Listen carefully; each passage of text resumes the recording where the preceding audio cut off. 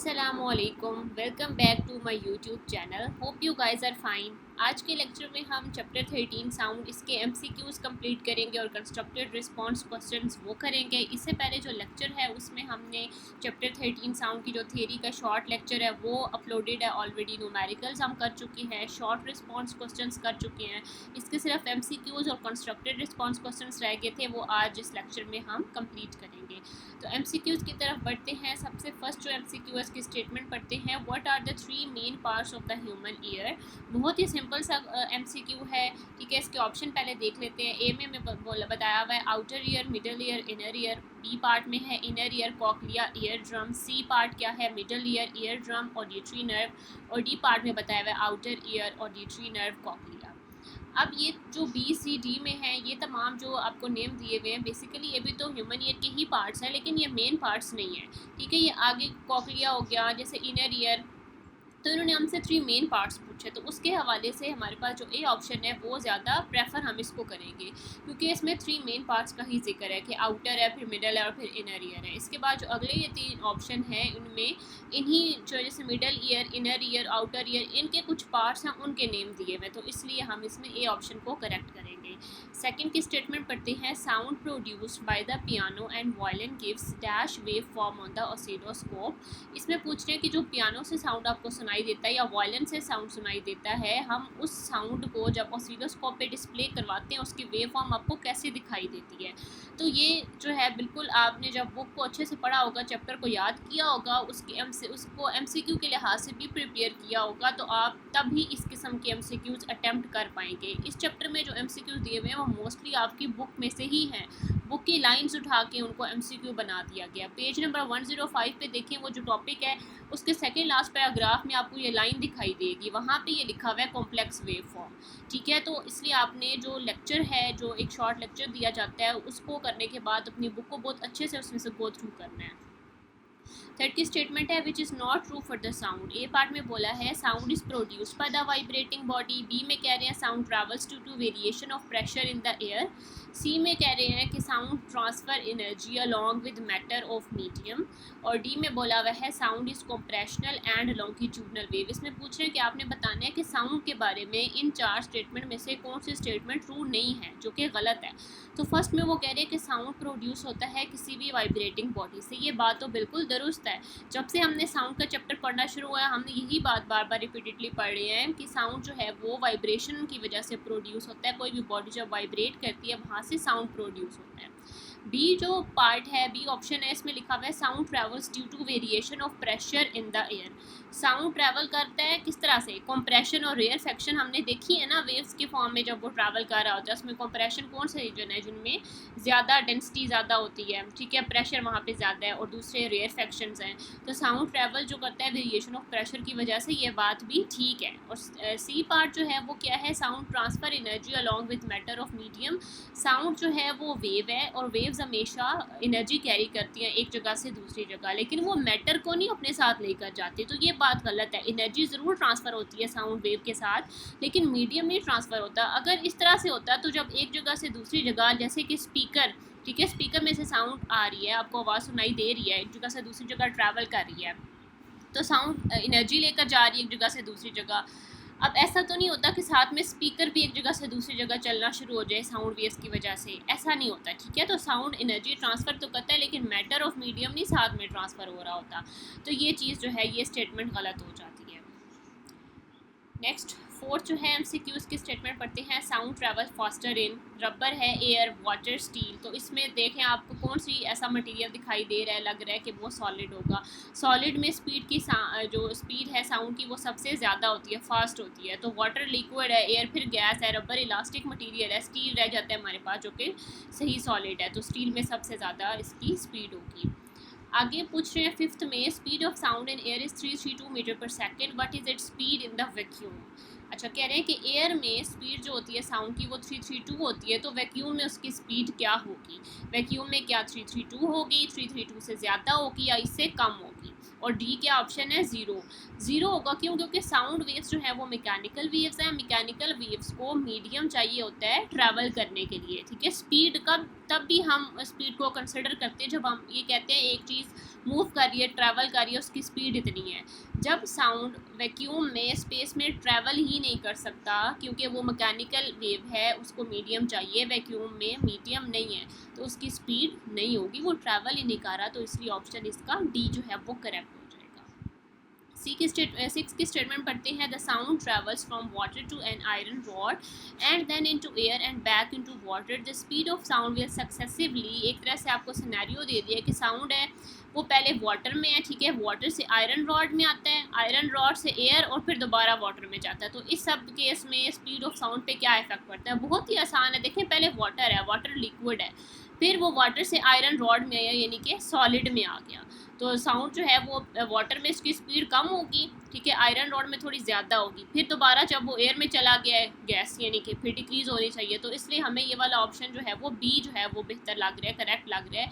यहाँ पे increase decrease increase देखें, पहले जो है वो वाटर और आयरन रॉड, सिर्फ अगर आप इन पहले दो ऑप्शन को ही देख लें और उसके हिसाब से भी अगर आप कंसिडर करेंगे तो आपको बहुत अच्छे से समझ आ जाएगा।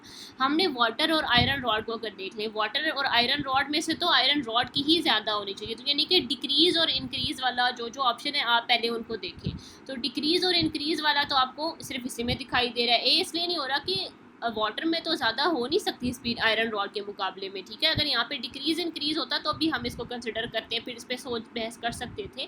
बी में डिक्रीज़ इंक्रीज़ का जो आपको ट्रेंड दिया हुआ है वो ठीक है, क्योंकि वाटर लिक्विड है, उसमें स्पीड कम होगी तो आयरन रॉड में इंक्रीज़ होगी, तो यहाँ तक बात ठीक है। सी में अगेन इंक्रीज़ इंक्रीज़ ये गलत हो गया। डी में डिक्रीज़, चलो वाटर में कम है, आयरन रॉड में जो है वो ज़्यादा फिर होनी चाहिए थी यहाँ पे, इस वजह से ये ऑप्शन भी गलत है, तो बी ऑप्शन यहाँ पे करेक्ट। सेवंथ की स्टेटमेंट पढ़ लेते हैं, what will happen to speed of sound if frequency is doubled, it will become half, double, 4 times remain same. इसमें कह रहे हैं कि अगर फ्रीक्वेंसी को डबल कर दिया जाए तो स्पीड ऑफ साउंड पे क्या इफ़ेक्ट पड़ेगा।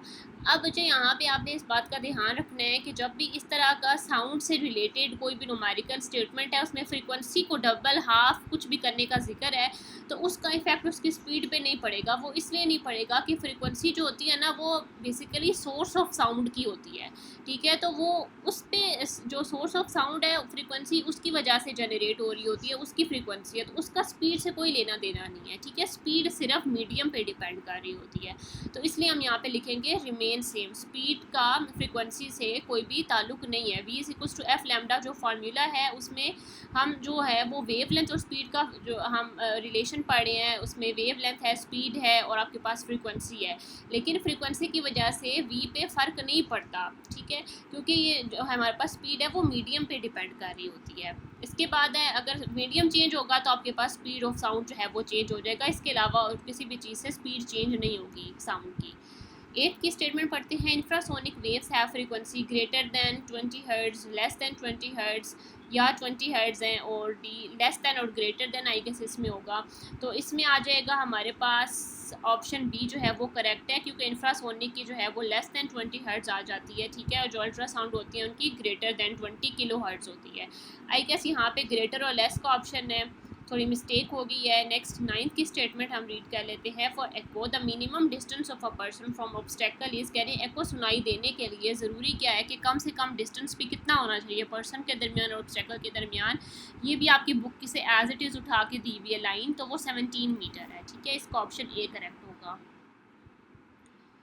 नेक्स्ट 10th की स्टेटमेंट पढ़ लेते हैं, the property of waves which is directly related with loudness of sound is frequency, wavelength, speed, amplitude. इसमें कह रहे हैं कि वो प्रॉपर्टी जो कि लाउडनेस से डायरेक्टली रिलेट करती है वो कौन सी है, फ्रीक्वेंसी है, फ्रीक्वेंसी का लाउडनेस से कोई वो लेना देना नहीं है, वेवलेंथ का भी लाउडनेस से कोई भी रिलेशन नहीं है, वेव फॉर्म थोड़ी बहुत चेंज हो सकती है, एम्पलीट्यूड हमें बता रहा होगा, एम्पलीट्यूड जो इस तरह से वेव की फॉर्म में यूँ ड्रॉ किया होता है, जो इस मेन लाइन से ऊपर तक का डिस्टेंस होता है वो बेसिकली लाउडनेस हमें शो करवा रहा होता है, तो एम्पलीट्यूड का लाउडनेस से डायरेक्ट रिलेशन है। इसके बाद 11th में है, sound entered in the ear is amplified by ossicles, cochlea, ear drum, brain. Ossicles है वो जो 3 बोन्स के नाम दिए हुए मैलियस इनके स्टेपस से आपकी बुक में लिखा हुआ है, वहाँ से इसको आप देख सकते हैं, कंफर्म कर सकते हैं।